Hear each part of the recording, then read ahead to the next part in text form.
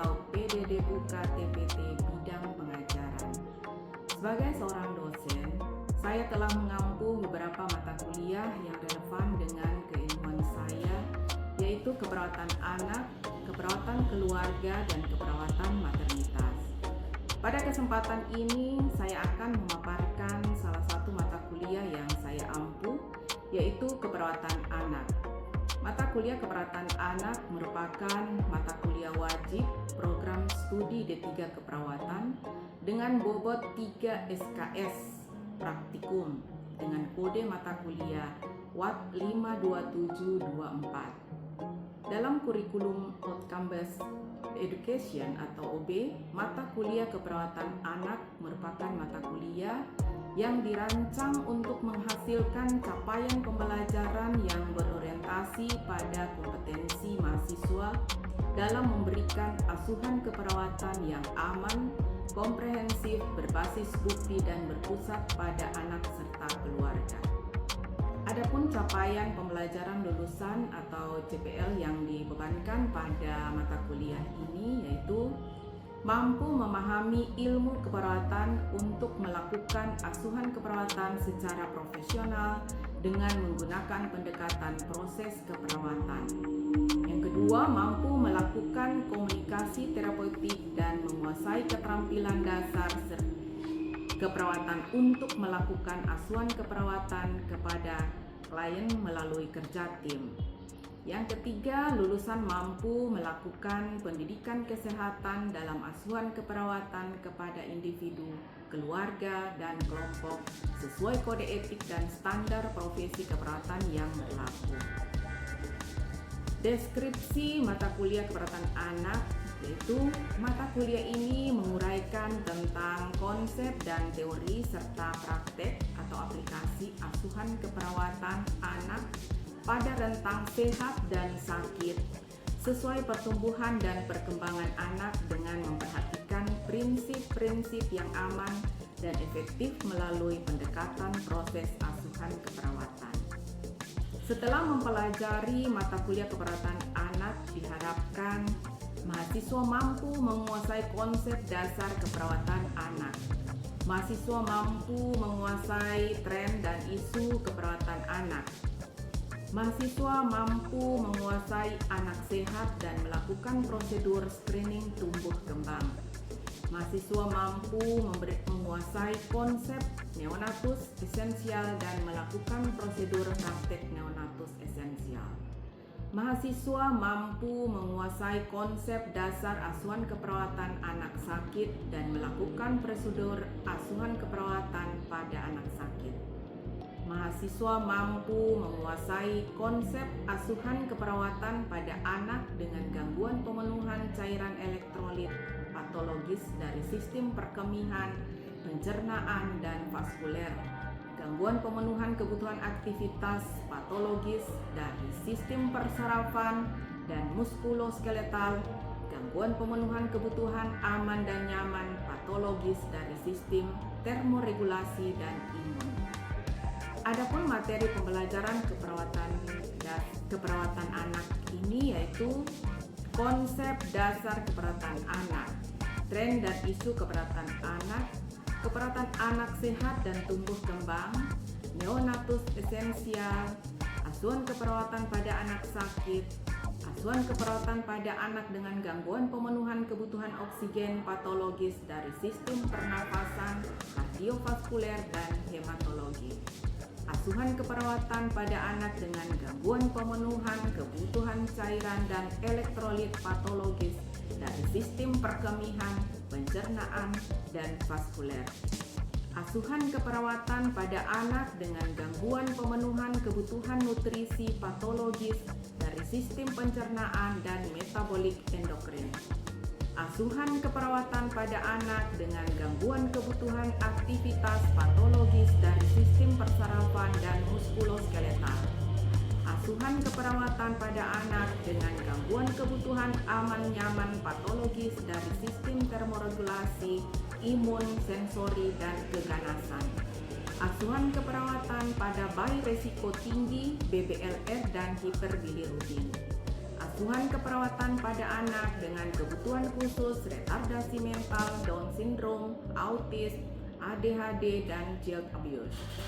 Asuhan keperawatan pada bayi dan anak dengan gangguan kebutuhan eliminasi patologis dari sistem pencernaan dan kelainan kongenital, perioperatif care, Hirschsprung, atresia ani, labiopalatoskisis, dan hipospadia. Manajemen terpadu balita sakit atau MTBS di tatanan pelayanan kesehatan. Untuk mendukung proses pembelajaran mata kuliah keperawatan anak, saya menggunakan kombinasi metode pembelajaran yaitu discovery learning, small group discussion, problem-based learning, case study, role play, dan simulasi, serta pemanfaatan media pembelajaran digital untuk membantu mahasiswa memahami konsep, menganalisis kasus, dan mengembangkan keterampilan klinis dalam memberikan asuhan keperawatan pada anak. Discovery learning yaitu mahasiswa melakukan eksplorasi topik tertentu secara mandiri, mahasiswa aktif mencari informasi, mengajukan pertanyaan, dan memecahkan masalah. Small group discourse yaitu mahasiswa dibagi menjadi kelompok-kelompok kecil untuk mendiskusikan suatu topik atau memecahkan masalah bersama-sama untuk meningkatkan partisipasi aktif, kolaborasi, dan keterlibatan mahasiswa dalam proses pembelajaran. Penerapan metode pembelajaran problem-based learning atau PBL sangat cocok digunakan dalam pendidikan keperawatan karena membantu mahasiswa mengembangkan clinical reasoning, keterampilan analisis kasus, dan kemampuan kolaborasi, kompetensi esensial bagi perawat. Metode pembelajaran ini berpusat pada siswa di mana pembelajaran dimulai dengan suatu masalah yang kompleks dan menantang yang perlu dipecahkan. Metode ini membantu mahasiswa dalam mengembangkan keterampilan berpikir kritis, analitis, dan pemecahan masalah. Metode case study, metode pembelajaran yang menggunakan kasus atau situasi nyata atau hipotesis untuk membantu mahasiswa memahami konsep atau fenomena tertentu melalui analisis mendalam. Metode role play dan simulasi pembelajaran yaitu pembelajaran yang aktif dan interaktif di mana mahasiswa mengambil peran tertentu atau meniru situasi nyata untuk mengembangkan keterampilan pengetahuan dan pemahaman. Adapun platform yang saya gunakan untuk proses perkuliahan baik daring maupun luring yaitu pembelajaran langsung di kelas maupun melalui Zoom meeting dan aplikasi Siakat, Poltekkes Kemenkes Palu. Jadi di sini mahasiswa dapat mengakses instrumen pembelajaran seperti kontrak perkuliahan maupun RPS, instruksi penugasan dan pengumpulan tugas melalui Siakat. Sementara itu pembelajaran praktikum dilaksanakan di Laboratorium Keperawatan Program Studi. Proses penilaian pada mata kuliah ini saya lakukan secara transparan dan objektif yang telah saya sampaikan pada mahasiswa sebelum perkuliahan dimulai dan terdapat pada kontrak perkuliahan. Adapun indikator penilaian yang saya berikan yaitu penugasan bobot 25%, UTS bobot 35% dan praktikum dengan bobot 40%. Demikian pemaparan tiga aspek yang saya terapkan dalam proses pembelajaran yang saya lakukan, yang terdiri dari aspek delivery, interaction maupun asesmen. Selanjutnya saya akan menampilkan cuplikan video pembelajaran yang saya lakukan pada kelas praktikum keperawatan anak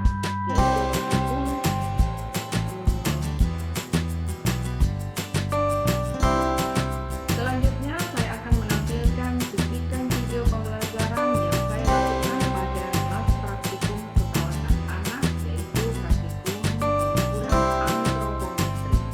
Selamat menyaksikan.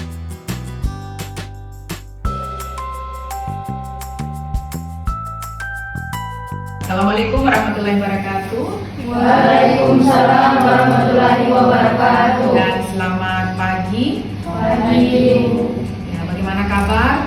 Alhamdulillah baik. Alhamdulillah sehat semuanya ya. Ya, siap menerima kontrak kita adalah praktek laboratorium. Ya, sebelum kita lanjut, ya masih ingat pertemuan kita di minggu kemarin tentang deteksi dini tumbuh kembang anak. Ya, jadi untuk salah satu alat ukur untuk mendeteksi tumbuh kembang anak adalah antropometri. Ya, siapa yang sudah belajar tentang antropometri? Apa itu antropometri? Saya Ibu untuk menilai status gizi pada anak. Iya. Mulai? Saya Ibu untuk memantau pertumbuhan dan perkembangan pada anak. Iya. Mulai? Saya Ibu Iya. mendeteksi adanya masalah gizi. Ya, mendeteksi adanya masalah gizi. Biasanya masalah gizi apa yang biasanya? Saya Ibu Iya. stunting. Stunting. Nah, ini yang marak sekarang ya, tentang stunting. Ada lagi? Saya Bu, Iya.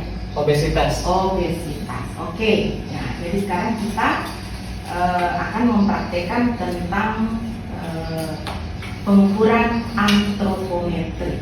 Jadi semua sudah tahu bahwa ini adalah untuk deteksi dini, ya, tumbuh kembang anak. Jadi di dalam antropometri, pengukuran yang kita akan lakukan pengukuran berat badan, panjang badan atau tinggi badan yang pada bayi atau pada anak, kemudian lingkar kepala dan lingkar lengan atas. Ya, itu ada hal-hal yang harus kita perhatikan dalam pengukuran antropometri. Ya, yang pertama itu alat harus dikalibrasi. Ya, kemudian ya, SOP, jadi petugas harus menguasai SOP. Ya, kemudian pastikan timbangannya di angka 0. Ya, kemudian petugasnya harus berdiri dalam membaca hasil, itu harus berdiri tepat di depan, pastikan jarum atau itu sudah tidak bergerak.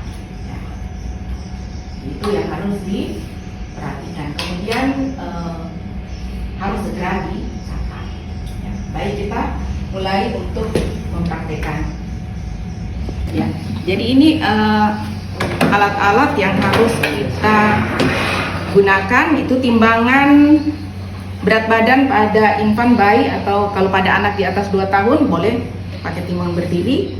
Kemudian infan meter ini untuk mengukur panjang badan. Kemudian ini studiometer yang biasa untuk tinggi badan anak, ya. Dan ini meteran untuk lingkar kepala dan lingkar lengan atas.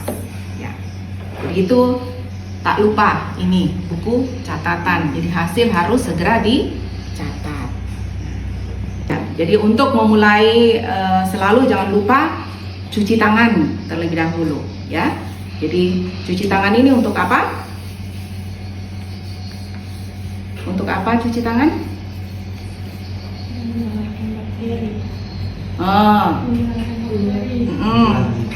Mencegah penularan, ya, dari petugas ke. Nah, jadi setelah begitu juga setelah kita melakukan harus cuci tangan. Oke, ya sekarang kita mulai. Jadi buka, lepas, ya. Jadi harusnya di sini ini ada alas, ya, untuk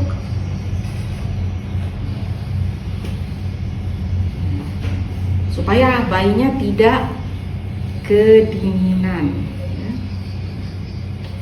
Ini, kemudian pastikan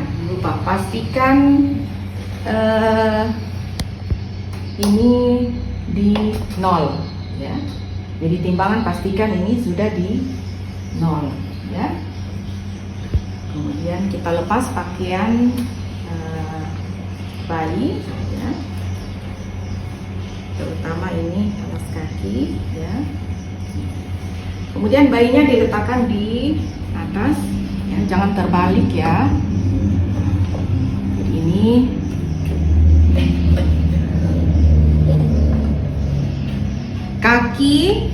perhatikan ujung harus rapat di, kemudian jadi ini meterannya dirapatkan sampai di puncak ke kepala. Kemudian kita akan lihat di sini ya, itu panjang 37 ya. Kemudian timbangannya ya, lihat pastikan dia sudah berhenti ya. Kemudian dibaca ya, jadi ini hasil, lalu segera kalau sudah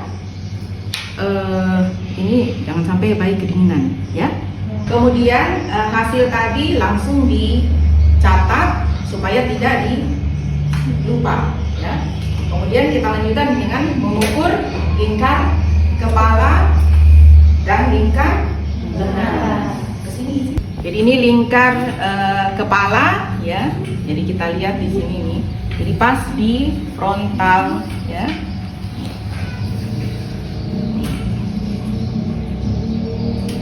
36 ya. Kemudian lingkar lengan atas ya, atau biasa lila. Nah, pastikan ya. Jadi selalu jangan lupa hasil langsung dicatat. Baik, tadi Ibu sudah praktekkan ya bagaimana mengukur berat badan, lingkar lengan atas, kemudian lingkar kepala, panjang badan. Sekarang mahasiswa akan mempraktekkan. Silakan Halimah untuk mempraktekkan. Semua maju ke depan untuk melihat. Sambil kalau ada yang tidak dimengerti boleh langsung ajukan pertanyaan. Ya, Halimah di sebelah sini. Silakan mulai dari cuci tangan ya. Jadi sebelum melakukan pemeriksaan antropometri, kita terlebih dahulu harus memperhatikan kebersihan tangan dengan cara mencuci tangan dengan 6 langkah.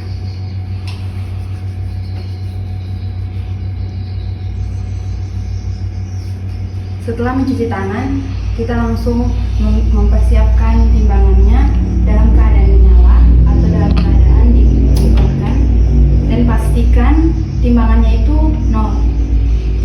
Nah, timbangannya sudah 0. Sekarang kita menuju ke bayinya.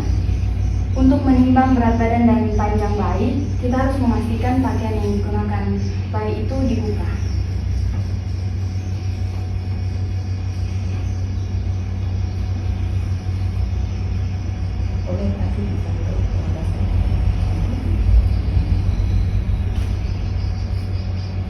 Setelah dibuka pakaiannya, kita langsung mengangkat bayi. Jangan lupa untuk melapisi timbangannya dengan kain agar bayi tidak merasa kedinginan.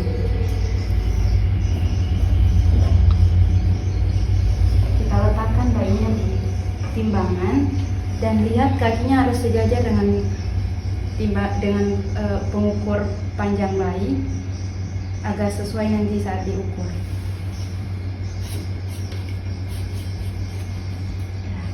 Ini yang di bagian atas dirapatkan di atas kepala bayi agar kita dapat mengukur panjang bayi dengan benar 36 cm. Setelah itu kita lihat timbangannya. Jangan sampai timbangannya masih belum stabil, maksudnya masih bergerak. Saat timbangan sudah diam, berarti itulah berat badan yang sudah pasti diukur pada bayi. Lingkar kepala boleh ya. Setelah kita mengukur panjang dan berat badan bayi, kita langsung mengukur lingkar kepala bayi menggunakan meteran. Diletakkan di bawah kepala bayi, angkat sedikit. Pas di atas frontal. Dan diletakkan di atas frontal ini sejajar. Iya. Nah, setelah itu kita ukur lagi lingkar lengan atas pada bayi. Iya.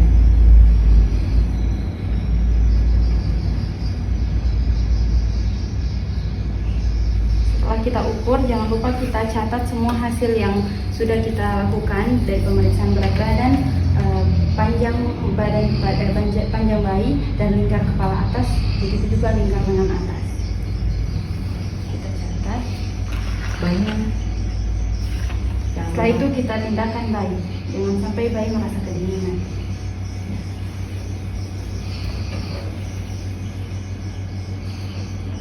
Tadi kita sudah mempraktekkan pada bayi baru lahir.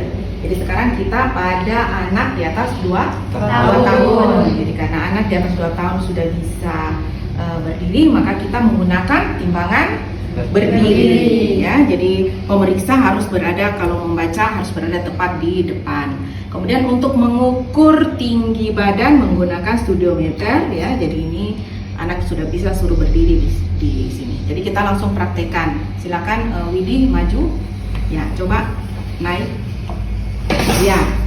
Jadi pastikan jarum yang ada di sini itu tidak masih bergerak-gerak. Anda sudah kasih turun. Ya, jadi harus pastikan tenang, diam, baru Anda baca, baru anaknya disuruh turun. Oke, sudah. Nah, jadi gitu ya. Kemudian untuk mengukur tinggi badan, silakan naik. Nah, kemudian, jadi anak dalam keadaan tenang, suruh ya, pastikan ini ada di atas puncak kepala. Oke, silakan turun. Nah, jadi baca angkanya yang ada di bawah ini ya.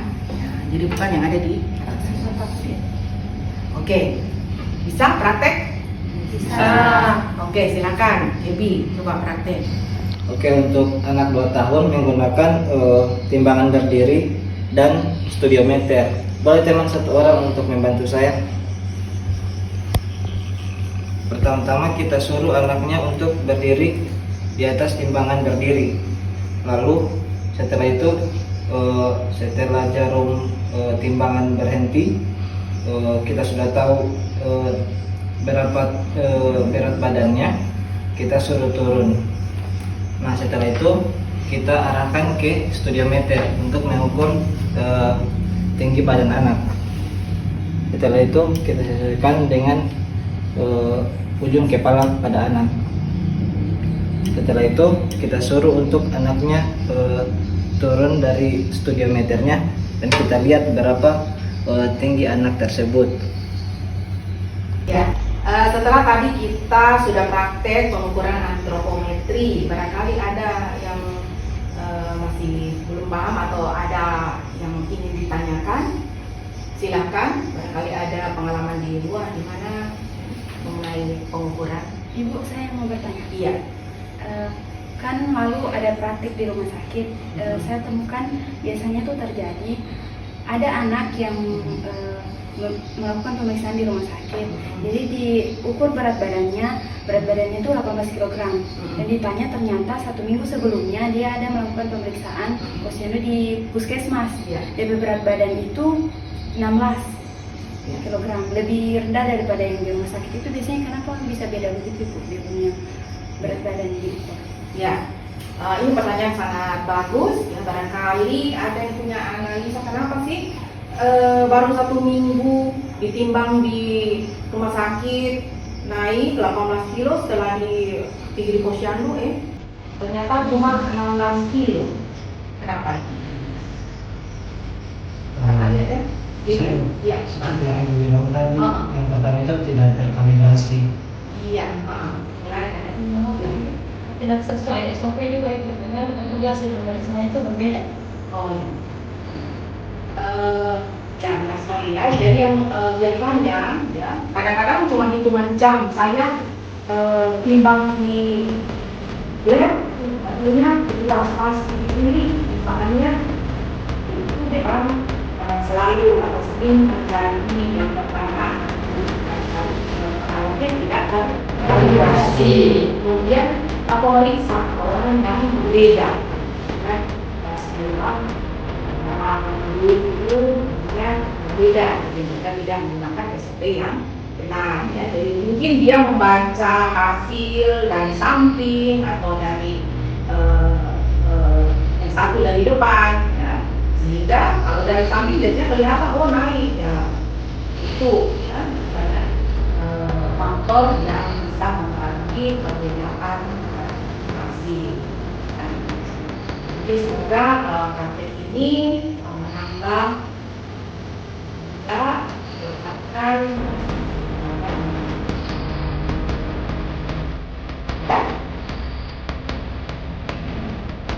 ada oke jadi untuk praktek kita